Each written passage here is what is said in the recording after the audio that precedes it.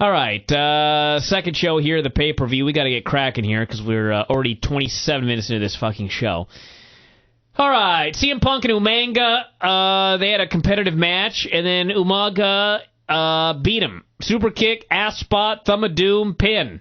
Mm-hmm. That's the end. He just beat the man in his hometown in the fucking opener like a jobber. Well, not like a jobber. But actually, the fucking guy's hometown in the opener, he was a fucking jobber He did job. Yeah. In that sense, he was a jobber, but it was... it did not come off like a complete burial. I have seen men buried in their hometowns far, far worse than this, many times. Losing clean is he did do the job, but as you noted, he had... Yeah, but you know why this was also a burial? Because they buried the Money in the Bank program? No. Well, there's that, but this was a burial because why did CM Punk lose? Because he was in his hometown. No. Why did CM Punk lose the match if this were real? Because he was beaten by a better man? No, because he was a fucking idiot. Because he kept going for the fucking go to sleep on this giant man. I see. Every single time it failed. He did. He kept going and going and going, and he finally failed one too many times and got beaten. He was a fool in the storyline. There is that. But when the finish finally came, Umaga hit all his finishes and went for the cover. The crowd counted along, was into it. It was a good match. And cheered. They did cheer CM Punk. Well, they didn't cheer CM Punk losing. They cheered a good wrestling match. And if you lose a good competitive match, that, to me, is not a burial. All right. We had Christian and Jack Swagger for the ECW title. I gave this 3.5 stars. It was fun. They did a whole bunch of cool stuff. And finish saw Swagger go for the Dr. Bomb. Christian slipped out, pulled down his straps. And then as he had the straps down, he rolled them up and pulled on the trunks for the pin. So the whole idea was Christian is, in fact, a cheater. Yes. But he doesn't care. He won. He's a cheater. He's out-cheating Swagger. So I guess at Extreme Rules, they'll have a match where I guess cheating is allowed. Well, I think the story is supposed to be that he's a cheater, but he will only fight fire with fire. Because you will recall in their first match, he undid the turnbuckle, but only after Swagger undid the other one. This one, he grabbed the tights, but only after Swagger grabbed his. Yep. I was hoping when he pulled the straps down, the spot was going to be that Swagger's singlet straps were keeping his arms pinned to his sides and he would not defend himself. But sadly, they did not get that wacky. We had Chavo getting bitched at by Edge for not doing anything when Santino called Vicky a pig. He called him a failure of a nephew or something like that. We had Shelton and John Morrison, which was so much better than their match on SmackDown. This was 3.25 stars. I gave the opener 3 stars, by the way, for those of you keeping track. 3.25 stars? They did a lot of great stuff. Morrison looked awesome, and Shelton, except for the fucking heat, which is so damn boring. Yeah. This was great at the beginning. This was great at the end. Shelton and Haas got run together. Morrison hit the springboard kick, the full twisting, split-legged moonsault for the pin, and crowd went nuts for Morrison. And they still don't know why he's a good guy, but they are beginning to accept him as such. I guess so. Yeah. That's good. He, being Morrison, did a lot of very crazy stuff. He went for a springboard 450 to the floor, came out very short, and thankfully Shelton Benjamin saved his life. That was good news. And then right after that, he was up top, Morrison was, and Shelton had a great big kick, and Morrison took a bump all the way to the floor that looked like it sucked. So he's certainly trying hard to get over and be a hero in the fans' eyes. So credit to him. Then Shelton got the heat. Things slowed down substantially, and they did a basic little comeback. And then the finishing sequence that involved Punk Shelton and Morrison and Charlie Haas. All 3 guys were involved, and everything flowed from one spot to another and turned into a really, really awesome finish. Miz came out, and I paid for this. Exactly. It wasn't as bad as the last time I had to pay for one of these stupid-ass things, the ODB thing, but it was pretty bad. He came out, and he did a promo running down Alfonso Soriano of the Cubs, ran down the team. Ended up with Santino finally coming out because he believed that Alfonso Soriano had to be an Italian. And made fun of everybody. Miz punched him. Santino made a comeback. The crowd went boo whenever Miz was on top, and yay whenever Santino was on top. And then Miz DDT'd him right when it was getting going. Good timing there, Miz.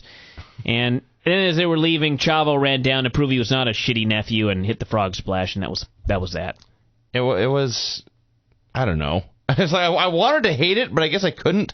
but it was a stupid, very, very long segment involving, two mid-card geeks, a mid-card comedy act, a mid-card lackey, and whatever you consider the Miz to be. Awesome. Well, he as he notes, he's the Miz and he's awesome. But it felt strange and out of place here in the middle of this pay-per-view. That being said, the fans loved it, so I guess I can't hate it too much. Ray and Jericho, 3 3/4 stars. Best match on the show. It was built around the fact that Jericho promised Ray would not hit the 619. So Ray went for it 4 times and failed. And I was praying to the Lord above that he would not hit it at all during this match, because the longer you drag something out like that, the bigger the pop is when it happens. And did some lucha, a quebradora. Indeed. And some other stuff. Some Mexicans were doing the lucha whistle, in fact. And ended up, I didn't like the finish, and I'll tell you why. It was actually a great finish, except for one little minor nitpicking thing. And that is, Ray had missed the 619 4 straight times. He finally hit it. But he hit it when Jericho was draped over the ropes in the corner. So every time he went for it, when Jericho was draped over the middle of the ropes, the people got into it even more. The first time they went, oh, and the second time they went, eh, and the third time they got even more excited, and the fourth time they were screaming and going nutty, and then like the fifth time, they didn't get into it all.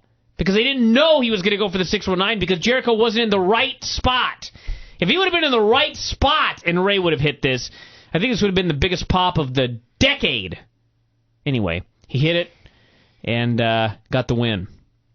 It was tremendously fun. It was the best match in the show, and I guess they're still doing Jeff. Did they announce a SmackDown main event for the next show? Don't know. Okay, I guess it didn't matter who won, because you wouldn't think Ray or Jericho would be challenging Edge next month or whatever, or in a few weeks, whenever the show is. So, like I said, it didn't matter who won, but it does seem to indicate they're not doing Jericho and Ray as a long program. Orton and Big Dave was all right. 2 3/4 stars. Dave was working hard, but he can't move all that much. Orton did a lot of his chin locks. And then Orton tried to get himself counted out, then disqualified, and he kept trying to flee and flee and flee. And finally, he ended up in the corner with the ref and slapped him for the disqualification, which was a finish everybody hated with a passion. But his legacy was beating down Dave. Ric Flair ran down to the ring and ran wild on all of them, beat them all up, and looked great, actually. Yeah. He looked fucking great. And not as great as he did the next night, but he looked great. Looked great, and the place went nuts. And he was being Ric Flair, and Batista couldn't help but laugh. And fans forgot about the shitty finish because of this, so that was good. The shitty finish to a blah match. It was basically an extended Raw main event. It was not bad by any stretch of the imagination, but it was not the kind of thing you pay down your money to see. So, I guess that's what you get from Dave and Orton at this point. If you can't tell, everyone, I did not take notes in this show. No shit? Yeah. Cena and the Big Show, 1 3/4. Did not need notes on this one. Well, go ahead. This match fucking sucked. This match fucking blew. I don't know where you found that 1 3/4. That except for Cena hitting the FU, which is always impressive because Big Show is a giant. That there was nothing worth watching in this match. Well, it wasn't like they missed every spot and it was horrible, like a horribly worked match.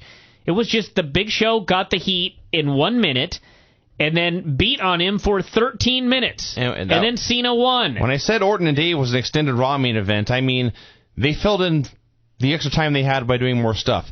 Show and Cena filled in the extra time they had by standing there, picking up Cena's armband, staring at it for a while, throwing it to the side. Yeehaw! This is a poor encounter. I cannot go as high as a 1 3/4. If I was feeling generous, perhaps a star would be my rating for this. I did like that they kept saying, how can Cena possibly get Big Show up for the attitude adjustment? And I thought, did you not watch WrestleMania, where you got Big Show and another human being up for this move? You're supposed to forget all that. The whole point of this match was to show that no matter what Cena did, he could not get Show in the STF, which we'll talk about when we run down the Raw show. Yes, he kicked away with this move, but Show was too big. Finally, we had Edge and Jeff Hardy, SmackDown title. 3.5 2.5 stars. They had a pretty damn good match. The only problem was the Big Show match killed them. And I mean, it's killed the crowd dead. And crowd sat there for about most of it. And then at about the 3-quarter mark of the bout, they began to get into it. And the final 5 or 6 minutes was great enough that the fans were into it by the end. So Edge and Jeff Hardy get a thumbs up. Big Show and Cena get another thumbs down. So anyway, they finished Edge ending up hitting him. I guess Jeff was out in the crowd. They'd done a spot where he came off the steps and did his running body block, and they both went over the dasher boards into the fans. And Edge came back over, and as Jeff was coming back over, Matt flew out and whacked him with his cast. So then Jeff got back in the ring, and he was all groggy. And since he was all groggy, he went up top and was thwarted because he just could not keep his equilibrium. And then Edge hit what I guess was supposed to be a DDT, but it looked like a botched superplex. Whatever it was, it pinned him. And good stuff. Yes, and as you noted, the crowd had been sapped dry by that Big Show John Cena encounter, and they could not give two shits about Edge and Jeff Hardy this match. And then by the end, they were going crazy, and that's the mark of a great match. When this is not that extreme an example, but about 6-7 years ago at the Royal Rumble when they did Triple H and Scott Steiner, and the place was violently angry, and then Benoit and Angle followed, and everyone went crazy. And that's how you knew the match was great, because they started at 0 and moved up to not 10 but 11. This one they started at 2 and moved up to 7 or 8 or so. So way to go, you guys. All right, let's play a song here before we finish up.